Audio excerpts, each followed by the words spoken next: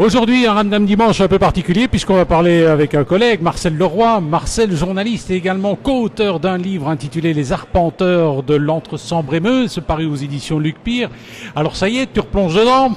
Je ne me suis jamais arrêté, j'ai toujours été dedans. Jamais.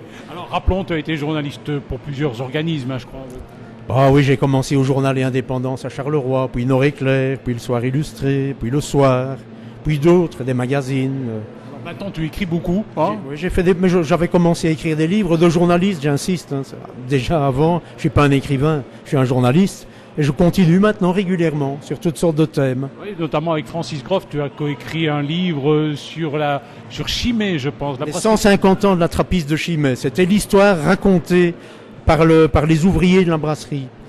Les moines qui nous avaient demandé d'écrire ce livre disaient que ça devait être un hommage aux travailleurs. Eh bien, on va parler des marches folkloriques de l'Entre-Sambre-et-Meuse. Nous sommes avec Marcel Leroy, co-auteur aux éditions Luc Pire d'un livre intitulé Les Arpenteurs de l'Entre-Sambre-et-Meuse. Il y a des photos, il y a plein de trucs. Quel a été ton rôle dans ce livre? Moi, mon rôle, c'était celui du journaliste. C'est aller dans les lieux à la rencontre des témoins. Aller sur le terrain, écouter les gens. Parce que je voulais vérifier, après tout. On est reconnu au patrimoine universel de l'UNESCO, mais immatériel. Ce qu'il faudrait essayer de voir, c'est pourquoi. Et donc le pourquoi, on le trouve en allant sur le terrain, en écoutant les gens. Une quinzaine de témoins. 15 témoins, plus Roger Foulon, que j'aimais beaucoup et que j'avais rencontré il y a 10 ans. Mais alors là, c'était pour le National Geographic Magazine.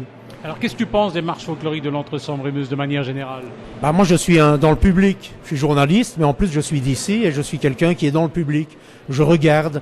Et je me souviens bien, l'été passé, par exemple, j'étais avec un ami indien ici.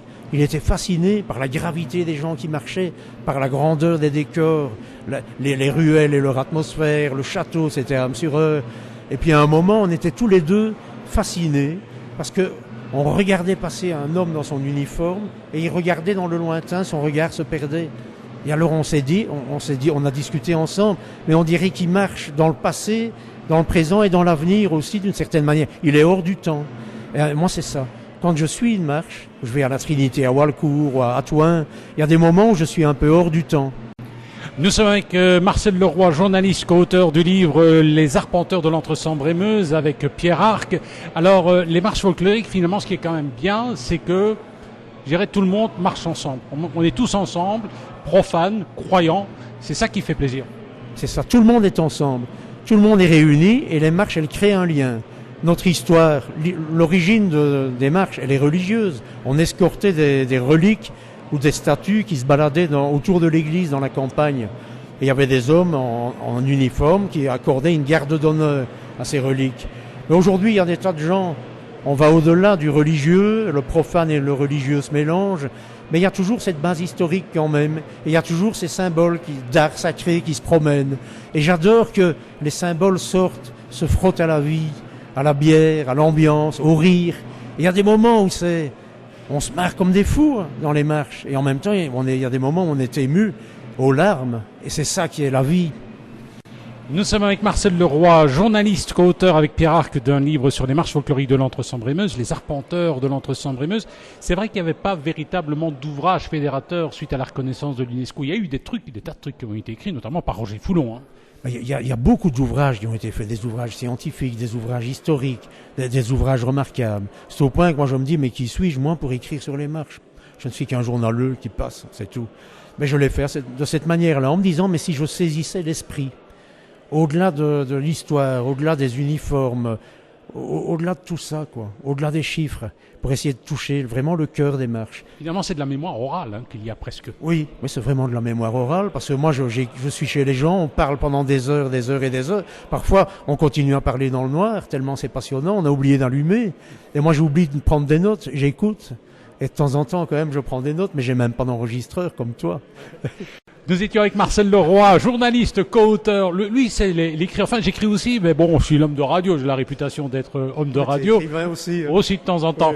Alors, Marcel, donc ce livre que tu as coécrit avec Pierre. Oui, coécrit. Tu as mis la moto aussi. Ça, on va parler. C'est vrai que, mine de rien, ce livre qui s'intitule Les Arpenteurs de l'Entre-Sambre-et-Meuse, c'est aussi un bouquin touristique quand même. C'est aussi pour vendre un peu la région. Mais c'est plus qu'un livre touristique. C'est un livre de voyage. Parce que le tourisme, pour moi, c'est un terme que j'aime pas trop. Par contre, le voyage, c'est aller quelque part, se perdre en route et prendre du temps. Le voyage implique la notion de temps. Il ne faut pas beaucoup de temps pour prendre le temps. Il suffit simplement de sortir de l'horaire. Alors je propose aux gens, grâce à ce livre sur les marches, de prendre comme fil conducteur une marche et venir se perdre dans l'Entre-Sambre-et-Meuse et de découvrir un territoire enchanteur, avec des vallées, avec des clochers, avec des châteaux, avec des bistrots, des petits restos, des guinguettes. On t'avait même demandé une fois de faire un article pour le National Géographique. Oui. Quand même, le National Géographique, c'est pas rien, quoi. Je veux dire que j'étais sidéré. C'est le Nirvana, là. Bah oui, moi, j'avais une trouille terrible. Je parlais avec des gens à Washington pour la mise en page, quoi. C'est incroyable.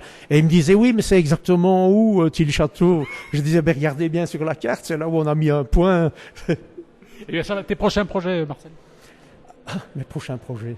Je suis en train de travailler sur l'idée de Mons 2015 et j'accompagne des jeunes qui auront 20 ans en 2015 et ça fait déjà plusieurs années que je voyage avec eux, que je les suis, que je les vois grandir, que je partage leur découverte de Mons au travers de mon regard de journaliste qui a 20 ans débarqué à Mons.